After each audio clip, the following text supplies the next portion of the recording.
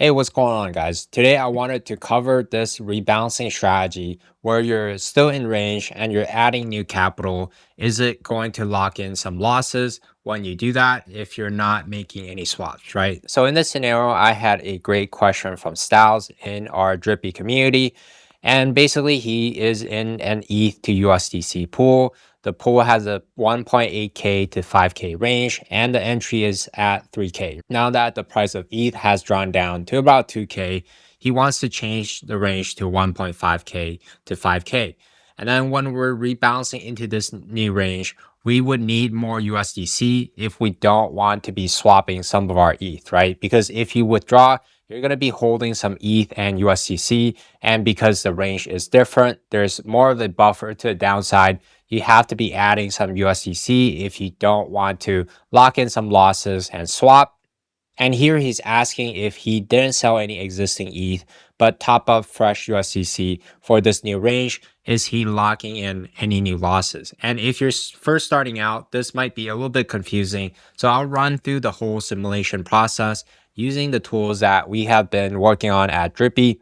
But if you just want the answer to the question, no, you would not be actually locking in any losses as long as you're not swapping from ETH into the USDC when you're doing the rebounds, or you're not moving down the top range. So if you're moving down the top range, this is what styles have here at 5K to 1.8. And if you're moving down the top range to, let's say, $4,000 and then the bottom range to 1,500, you would be incurring some losses, because when you do that, as prices trend up, you're going to be converting ETH to USDC at a more aggressive rate than what you started out with, right? But if you actually did not do that, you would be completely fine. And I'll run through the simulations and the numbers so that it is crystal clear for you.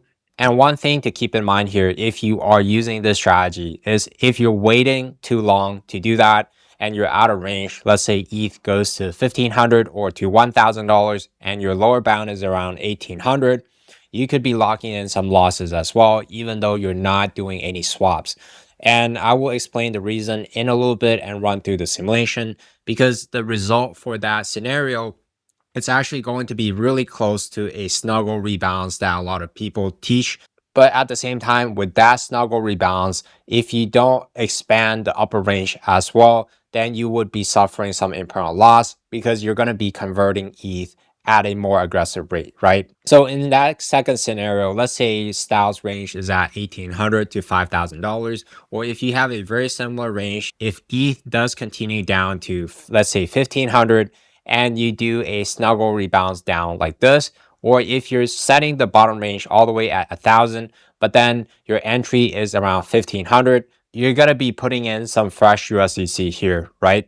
But at the same time, if ETH recovers in price, let's say back to $3,000, you would be suffering some losses, because you're starting to sell your ETH at 1,500 versus if you did not rebalance, you're actually selling your ETH at 1,800. So that is a very clear difference that we have to keep in mind. And there's a lot of nuances to rebalancing. That's why I think it's one of the main reasons why a lot of beginners lose money from rebalancing, because they don't understand the math and the concepts behind liquidity pools, right? So let's dive right in here with the simulation. In this video, I will be using the Drippy LP simulation tool, and you currently cannot have access to this right now. It will be a paid subscription if you do want to use some of our tools, because developing these tools do incur a lot of costs. You can go to our website to sign up for the waitlist if you're interested in this tool. But basically what we're going to do here is load up a fresh ETH to USDC pool simulation, right? And then to make the example more simple to simulate, let me just change the US dollar value to about 100. You could put 100K or however amount that you want to simulate. But for this example, let's just say we started with $100. And then with that initial condition, we entered at $3,000, right? And then let's just say the min price is at 1,800 and then 5,000. So exactly what Styles had. Now, what I want to do now is change the simulation price. I could click reset here to be at 3,000. And I could always reset the chart here if it's not looking too good. And then here, you're going to notice that we're at about like 50 to 50 ETH to USDC ratio. And What I want to do is I want to simulate the price going down. So now that the price draw down to $2,000, what you're going to notice is that I'm left with about $75.86. And you can see the ETH value here as well. But the most important value to keep in mind is about this $75.86. And I'll write it on this notepad here to make it more clear. So this is the initial setup, right? 1800 to 5000. Entry is at 3K. Now ETH is at 2K. We want to be rebalancing to this $1,500 to $5,000 range. And we're going to use fresh USDC and do zero swaps. At 2K, we have about 75.86 left, right? And then on the top right corner, you can see the ETH value. So 0.033285 ETH, and then 9.29 USDC. What I can do now is create the same exact instance on a new window, and then I could load into the details here. But instead of putting the same exact details, so what I want to do now is create a new window. And then what I want to simulate is the new position, right? Instead of the minimum range being at 1800, we're going to start with 1500. Max range, we're going to do 5000. So $300 less here on the min price, and then we entered at 2K, right? And then we could reset the simulation here. And then the deposit value, we could go back here and you could see this is 75.86 value here, right? And let me rename this so it's a little bit more clear. So you ETH USDC initial, I could always save this if I want to. And then what I want to do is this is the ETH USDC rebalance, right? And I've pulled it up side by side here so it's easier for you guys to see. And what I want to do now is make sure that I change this deposit value to 75.86, right? Because when you rebalance, this is the new deposit value, and we actually built a rebalance function here.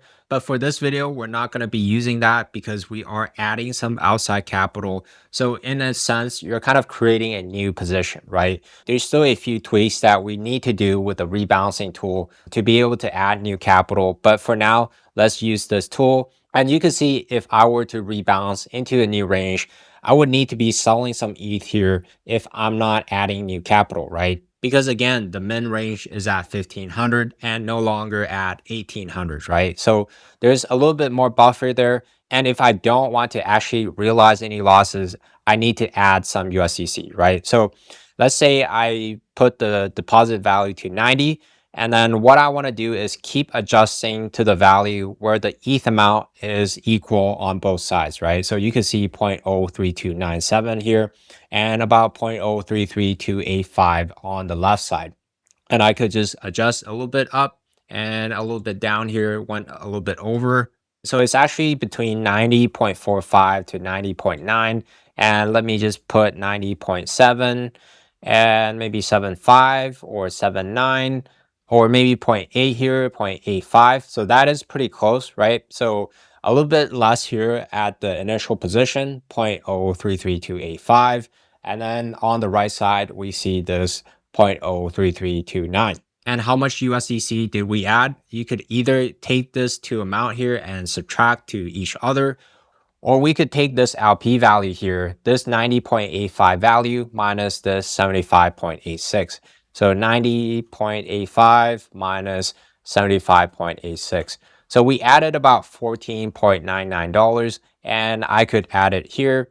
So we add about 14.99 of USDC. And then what I want to do now is think about if prices bounce back to 3K, right? So prices bounce back to 3K, what would happen in that scenario? So we could do that very easily here on this right side of the simulation. When I put it to 3K, what you're going to notice is that the LP value is at 114.99, right? Which is exactly this $100 deposit value plus the 14.99 that Styles would be adding into this LP if he only had $100 in that LP, right? And of course, the actual amount you would add would be different. You just want to make sure that when you're adding, you're not making any swaps. You're not swapping your ETH into USDC. You're just adding fresh USDC, right? So based on the simulation, we could see that, okay, you're not going to lock in any losses.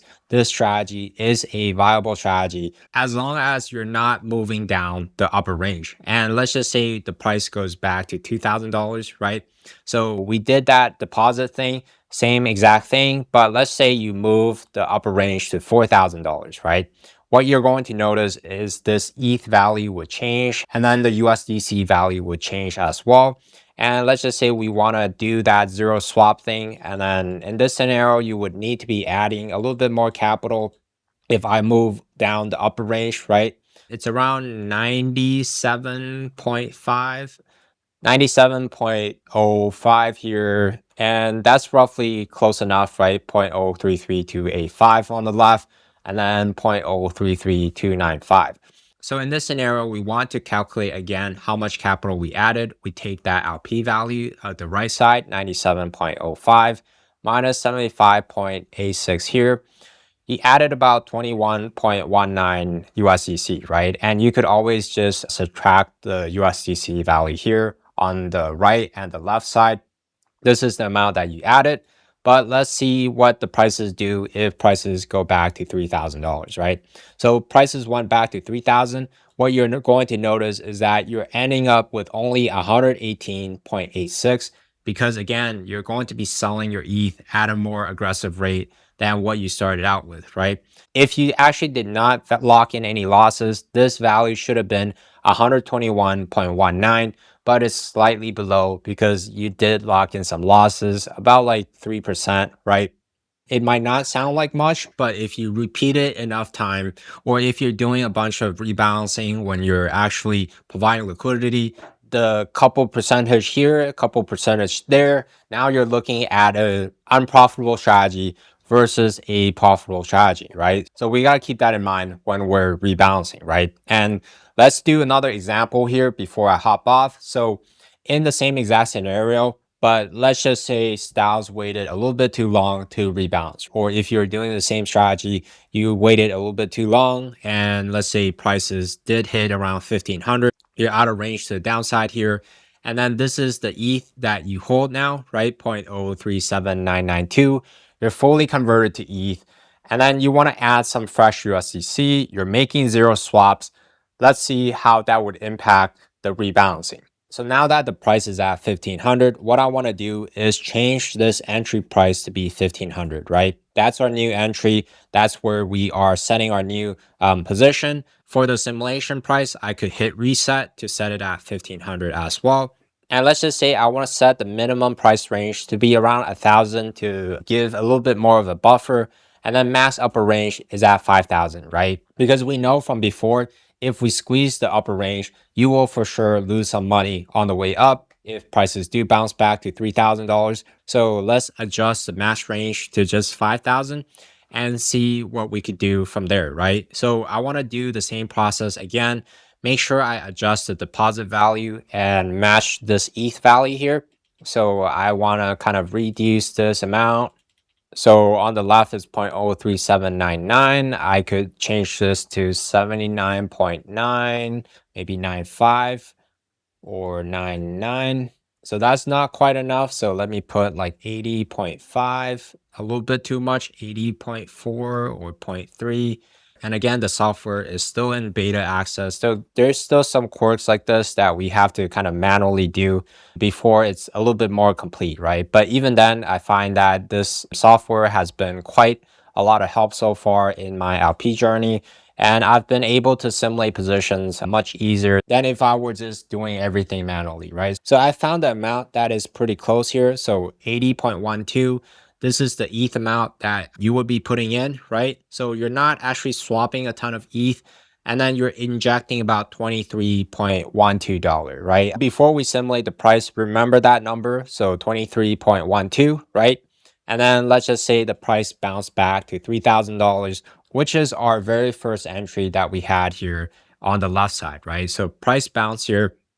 What you're going to notice again is that the LP value is less than the amount of our initial deposit plus the USDC that we actually added, right? So if we actually go back to 1500, how much did we add? We added 23.12. So the actual amount, if you didn't actually lock in any loss, should be 123.12, right? But again, because you are locking in some losses, it's only at 115.49. So you locked in about like 7 point something dollars worth, which is about like 6 to 7% of your capital, which could actually be quite a lot if you are outpaying long term, you're setting wider ranges. Sometimes our APR is between like 10 to 40%, depending on how wide your range is. And let's just say you're averaging about 20% APR, locking in like 6 to 7% of loss is actually quite a lot, right? So we definitely don't want to do that. And one way around that is to expand your upper range. So instead of the snuggle rebalance that a lot of people teach, which would have the same exact effect here, what I like to do if I don't want to lock in any losses is to expand the upper range, right? So I could expand this to 10,000, and you can see even doing just that, not even at the max range, right? I could go to max range. You can see the LP value will climb pretty rapidly, but let's just say I just put 10,000.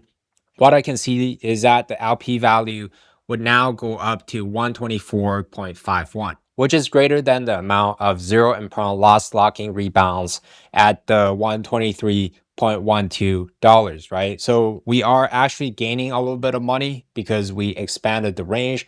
And that is typically the case if you guys are doing the expand and squeeze rebalance that I teach you on this channel. You could actually be making money when you're rebalancing instead of losing money and locking in losses when you're rebalancing. And if you're working with like, let's say 100K or $1 million, a 6% difference on $1 million is like 60K. That's like a full year salary for a lot of people. So that's why we created these tools and these training for you guys so that you don't lose a ton of money when you're providing liquidity. I've seen it time and time again that people lose money from like rebalancing or using unsustainable strategies. And basically, I highly recommend pausing this video and read through my answers here. It's all there, right? You would not be locking in any losses as long as you're not swapping ETH into USDC or moving down the top range, provided that you are still in range. If you're not in range anymore, when you're rebalancing, you need to be expanding your upper range if you don't want to lose some value when the prices do bounce back. This is really important if you guys are using lower risk strategies and wider range LPs because we can't afford to be like locking in losses all the time, right? And a lot of tight range LPs, they actually lock in a ton of losses without knowing it, especially when you're chasing the range. The losses you lock in is often going to be much worse than like a snuggle rebalance or the expand and squeeze rebalance that I teach you guys. I really prefer the expand and squeeze in most cases. I don't like to lock in losses, especially on assets that are likely to bounce back in price when the market is good, right? Something like ETH or Bitcoin, it just doesn't make sense to be locking in a ton of losses to try to chase some yield. I would rather hold my assets throughout the drawdown, right? If you guys have any questions, leave them down below. I'll try to get back to you when I have time. If I believe that this would help a lot of people out, I'm more than happy to make these videos to answer your question. Thank you once again for watching. I'll catch you guys on the next one.